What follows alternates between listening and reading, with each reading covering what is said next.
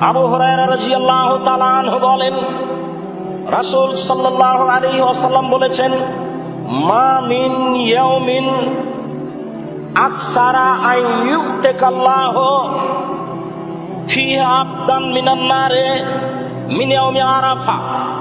পৃথিবীতে এমন কোনো দিন নাই যে দিন আল্লাহ তাআলা অধিক সংখ্যক মানুষকে জাহান্নাম থেকে মুক্তি দেন। আরাফার দিনে যত মুক্তি দেন, আমরা আরাফার দিনে সিয়াম পালন করি, আরাফার মাঠে উপস্থিত হাজী ব্যতীত।